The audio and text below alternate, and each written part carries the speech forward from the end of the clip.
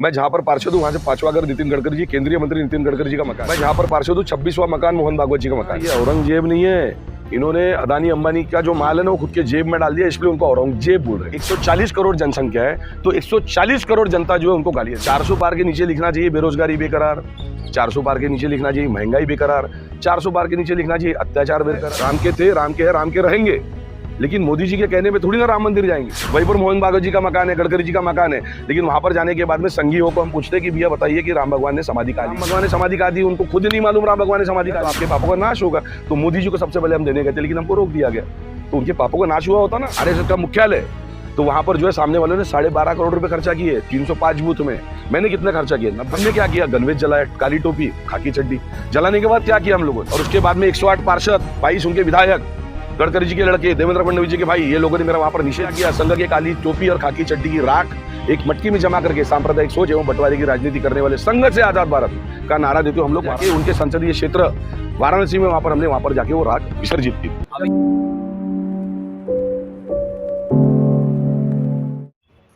तो भैया सबसे पहले तो मैं आपको ये बताना चाहूंगा कि वो गालियां जो है हम लोग नहीं दे रहे। वो जो गालियां है ना, जिनके कहने पर जिन्होंने बजाई थी कोविड में तालियां, जिनके कहने पर जिन्होंने बजाई थी कोविड में तालियां, विकसित भारत की खुली है नालियां, तो हम नहीं, जनता दे रही है मोदी जी को 104 गालियां। तो बस यही आपसे कहना चाहते हैं हम लोग। लेकिन वो आप लोग कह रहे हैं पूरा भारत उनका परिवार है, सारी गालियां उनको पड़ रही हैं, पूरे परिवार पूरे भारत को दे रहे हैं आप लोग गालियां। बिल्कुल, यानी पूरा भारत तो उनका परिवार है, लेकिन सबसे पहले तो मैं ये कहना चाहूंगा कि उनके खुद के परिवार में जो लोग थे वो लोगों को उन्होंने छोड़ दिया। ये आपको भी पता है, मुझे भी पता है। छोड़ दिया ना। देश के लिए त्याग है ना उन्होंने। त्याग और समर्पण। क्या त्याग नहीं है, भाग मिल्खा भाग है।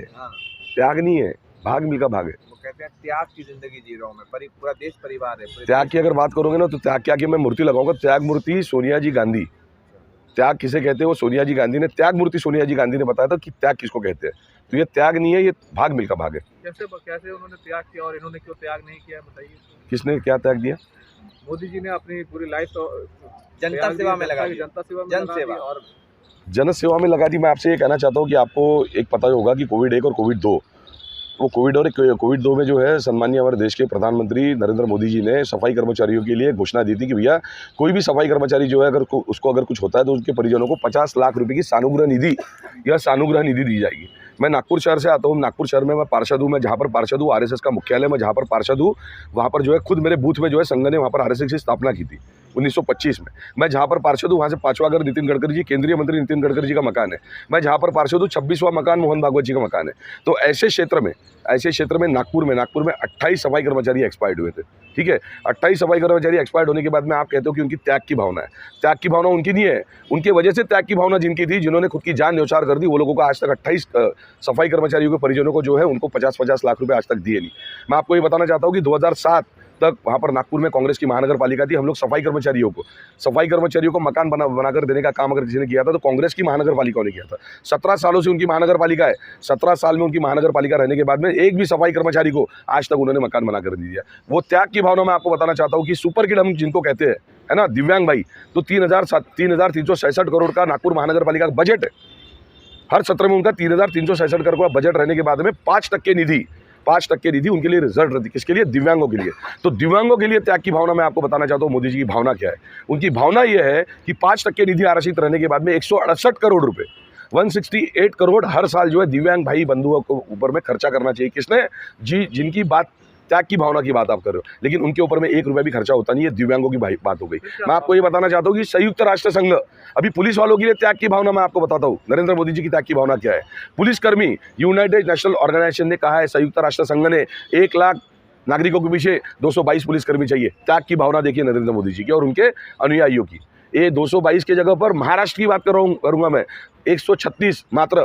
संयुक्त राष्ट्र संघ का मापदंड क्या है, मानक क्या है कि 1 लाख नागरिकों के पीछे 222 पुलिसकर्मी चाहिए। है कितने? 136। 12 पुलिसकर्मी का काम 1 पुलिसकर्मी को करना पड़ रहा है। तो ये पुलिस वालों के लिए उनकी त्याग की भावना है। 12-12 घंटे पुलिसकर्मी काम करता है, 24-24 घंटे काम करता है, जबकि 8 घंटे काम करना चाहिए।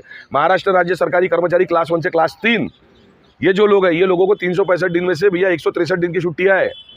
और बाकी के जो पुलिस वाले बेचारे जो 12-12, 24-24 घंटे जो काम करते हैं ना, और जो 12 पुलिसकर्मी का 1 पुलिसकर्मी काम करता है, वो बेचारे को 100 13 दिन की छुट्टी है। लेकिन मोदी ये हाँ, बीजेपी से- ये हर वर्ग की बात कर रहा हूँ मैं आपसे। ये कह देंगे कि वो औरंगजेब हैं कौन? संजय राउत। भैया औरंगजेब जो है ना, ये औरंगजेब नहीं है। इन्होंने अदानी अंबानी का जो माल है ना वो खुद के जेब में डाल दिया, इसलिए उनको औरंगजेब बोल रहे हैं। खुद के जेब में डाल दिया उनको सारा माल। और रही बात तो मेरी एक बहन जो है पिंकी मुद्गल ने भी, आपने एक सवाल बहुत अच्छा पूछा था महिलाओं के लिए, ठीक है। मैं आपको ये बताना चाहता हूँ कि महिला बहनें जो है हमारे यहाँ पर जो आरएसएस का जो मुख्यालय है उसके बगल में जो है ऋषिबाग का एक मैदान है। ये 20 एकड़ का मैदान है। ये 20 एकड़ का मैदान जो है, 20 एकड़ का मैदान ये आरक्षित किसके लिए? खिलाड़ियों के लिए। ये खिलाड़ियों के लिए मैदान आरक्षित रहने के बाद में, क्योंकि मैं बजरंग पुनिया जी और साक्षी मलिक जी इनके ऊपर में भी आऊँगा, क्योंकि गालिया जो है, गालिया वो भी देश की जनता है, वो भी इनके देश का परिवार है। तो ये देश के परिवार में मैं बोलो, साक्षी मलिक जी बोलो, बजरंग पुनिया जी बोलो, पिंकी मुद्गल जी बोलो, पंकज श्रीवास्तव जी बोलो, या आप भी बोलो, या आप भले ही जो है वो मन की बात है ना, आपके मन की बात आपके मन में है। आप शूल पिक्चर का आपने एक डायलॉग सुना होगा कि मन में हंस के दिखा। तो इसी प्रकार से जितने भी हमारे पत्रकार बंधु जो है, जो भी हमारी गोदी मीडिया नहीं है, ये मोदी मीडिया है, लेकिन आप लोग नहीं हो, क्योंकि आप लोग हमसे सवाल जवाब कर रहे हो। तो आपके भी मन की बात है, आपके मन में बात है। आप लोग भी 104 गालियाँ नहीं, 1,04 गालियाँ आपकी तरफ से भी पड़ रही है, लेकिन आप लोग दिखा नहीं सकते, क्योंकि दिखाएंगे तो क्या होगा? पुलिसकर्मी बेचारा अगर गाली देगा तो क्या होगा? गढ़चिरौली ले जाएगा, नक्सल क्षेत्र में उनकी ट्रांसफर वहाँ पर करके देंगे। तो ये 104 गालियाँ नहीं है। जिस प्रकार से हमारे देश की जो आज जनसंख्या अगर हमने देखी तो 140 करोड़ जनसंख्या है, तो 140 करोड़ जनता जो है उनको गालियाँ दे रही है। क्यों दे रही है गालियाँ? क्यों दे रही है? क्योंकि विकसित भारत की खुली है नालियाँ, इसलिए जनता दे रही है उनको गंदी गंदी गालियाँ। समझते हैं उसको, जी? गालियों को एनर्जी समझते हैं मोदी जी तो। अरे एनर्जी पीना है तो रेड बुल पियो, स्टिंग पियो, ज्यादा महंगा हो गया तो, लेकिन वो रेड बुल पी सकते हैं। उनको तो किस पूरा चीज के? हाँ विश्वास बताइए। है कि वो जीत रहे हैं 400 पार। उन्होंने कौन? अभी एक कॉन्क्लेव हुआ था, उसमें हाँ। उन्होंने कहा कि वो 2029 की तैयारी कर रहे हैं। नहीं, आपने अभी कहा 400 पार, ठीक है। 400 पार के नीचे लिखना चाहिए बेरोजगारी बेकरार, 400 पार के नीचे लिखना चाहिए महंगाई बेकरार, 400 पार के नीचे लिखना चाहिए अत्याचार बेकरार, है ना, और 400 पार के नीचे लिखना चाहिए कि ये इनका कौन सा था त्याग। तो ये सारी जो चीज़ें, सारी चीज़ें आपने, मैंने, हम सभी लोगों ने तो समझ तो चुके हैं, लेकिन आपके माध्यम से जनता भी ये समझ चुकी है। लेकिन ये भावनात्मक जो कार्ड खेल रहे हैं उसके पीछे आपको क्या लगता है?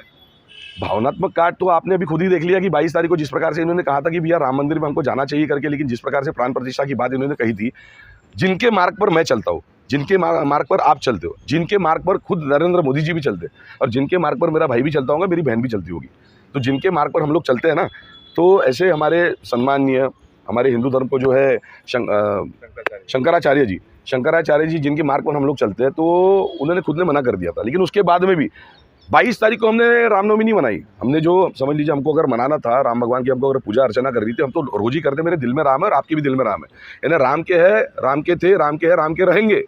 लेकिन मोदी जी के कहने में थोड़ी ना राम मंदिर जाएंगे। राम के थे, राम के है, राम के रहेंगे। कहने का मतलब ये है कि मैंने अपनी खुद की विधानसभा में राम जी के चरणों के धूल से निर्मित अयोध्या के माटी के दिए का घर घर जाके मैंने वितरित किया। मैं संघ मुख्यालय के प्रभाग में, वहाँ पर मैं जो है, वहाँ पर नगर सेवक हूँ 65,000 मतदारों में। वहीं पर मोहन भागवत जी का मकान है, गडकरी जी का मकान है, लेकिन वहाँ पर जाने के बाद में संघीयों को हम पूछते कि भैया बताइए कि राम भगवान ने समाधि कहाँ ली थी। अरे भाई, लेकिन बात तो सुनिए, राम भगवान ने समाधि कहाँ दी, उनको खुद नहीं मालूम राम भगवान ने समाधि कहाँ ली थी। राम भगवान ने समाधि ली थी शरयू नदी में। शरयू नदी में समाधि लेने के बाद में शंकर भगवान ने जो उनको श्राप दिया था शरयू नदी को, कि ये जो आपका जो जल रहेगा, ये जल जो है किसी भी पूजा घर में इस्तेमाल होगा नहीं, ठीक है। तो हमने वो जल जो था, वो जल जाके हर एक के आरएसएस वालों के घर घर पे जाके दे दिया।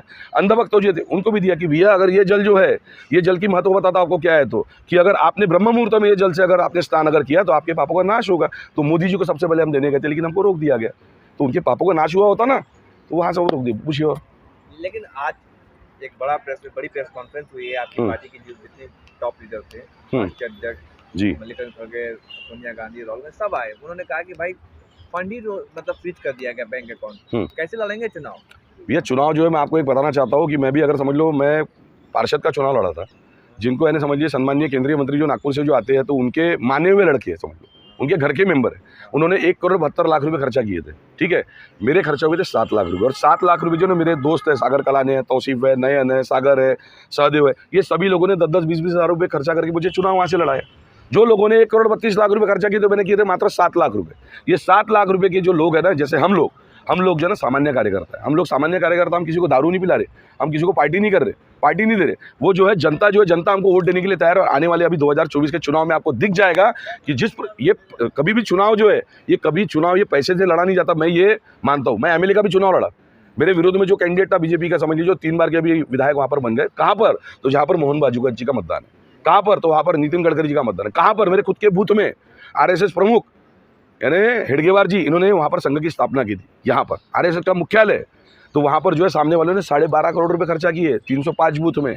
मैंने कितना खर्चा किया? 90 लाख रुपए। किसने दिए? मेरे दोस्त भाइयों ने। कौन मेरे दोस्त? किसी ने 10,000, किसी ने 50,000। जनता ने, जनता हमको चुनाव लड़ाने के लिए तैयार है और जनता कह रही है कि आप लड़ो, हम आपके साथ में। पर ये जो अकाउंट फ्रीज कर दिए गए, इसके पीछे क्या कारण है? भाजपा डर रही है, क्या मामला है इसका? भैया डर रही है बोले तो मैं पहले ही बोल दिया ना, भाग मिल्खा भाग। मैंने आपको पहले ही बोल दिया, भाग मिल्खा भाग। वो जो है अपने घर से भागे, अपने परिवार से भागे और भागते भागते यहाँ पर पहुँचे। यहाँ पर पहुँचने के बाद में आप खुद जो है हम लोग राहुल जी, हमारे नेता सम्मानीय राहुल जी गांधी जो है, त्यागमूर्ति सोनिया जी गांधी, इनके सुपुत्र राहुल जी गांधी इनका प्रतिमा जो है उनकी जलाने का काम इन्होंने 2017 में किया था मेरे खुद के प्रभाग में, संघ मुख्यालय के सामने। हमने क्या किया? गणवेश जलाया, काली टोपी, खाकी चड्डी जलाने के बाद क्या किया हम लोगों ने? और उसके बाद में 108 पार्षद, 22 उनके विधायक, गडकरी जी के लड़के, देवेंद्र फडणवीस जी के भाई, ये लोगों ने मेरा वहाँ पर निषेध किया। निषेध करने के बाद में क्या किया? संघ के काली टोपी और खाकी चड्डी की राख एक मटकी में जमा करके सांप्रदायिक सोच एवं बंटवारे की राजनीति करने वाले संघ से आज़ाद भारत का नारा देते हुए हम लोग वाराणसी का किसके क्षेत्र में, सम्मानीय देश के, आपने जिस प्रकार से कहा त्याग किया, त्याग तो खुद के घर का किया उन्होंने। शादी करने के बाद में बीवी को कोई छोड़ता कि वहाँ पर जाके उनके संसदीय क्षेत्र वाराणसी में हमने वहाँ पर जाके वो राख विसर्जित की थी। जनता को अपना लिया। हाँ, जनता को अपना लिया। आप ही ने भी कहा 400 पार, लेकिन बेरोजगारी बेकरार। आप ही ने कहा 400 पार, लेकिन महंगाई बेकरार। आप ही ने कहा 400 पार, भ्रष्टाचार भी तो बेकरार है भैया। आप पूछिए। और 24 में तो कोई लड़ाई नहीं है, 47 की तैयारी में है मोदी जी। 47 1947 2047। हाँ, मोदी जी कहे 24 का टेंशन ही नहीं है, 47। यानी 2047 में क्या ऊपर से देखेंगे? कहाँ से देखेंगे? कहाँ से? ऊपर से देखेंगे? मोदी जी का चेहरा देखते हैं, गाली देते तभी तो चेहरा लाल है उनका। अरे भैया चाह लाल जो है ना, वो टमाटर के कीमतें ज़्यादा होने की वजह से चेहरा लाल उनका हो गया। और आपको सभी को पता है कि भैया आज देश के जिस प्रकार से हालात है, पिंकी मुद्गल जी ने भी आपको बताया और आप सभी भली भांति ज्ञात हो। मैं आपको फिर से एक बार बताना चाहता हूँ कि आपके खुद के मन की बात जो है वो जनता के सामने रखना चाहिए। हम लोग जनता की जो मन की बात है हम तो आपके सामने बोल ही रहे, लेकिन कहीं ना कहीं हमें लगता है कि मीडिया ने भी खुद का जो गुणधर्म जो है, खुद का धर्म जो है, वो पूरी तरीके से दिखाकर वास्तविकता जो है, वास्तविकता देशवासियों को दिखाना चाहिए।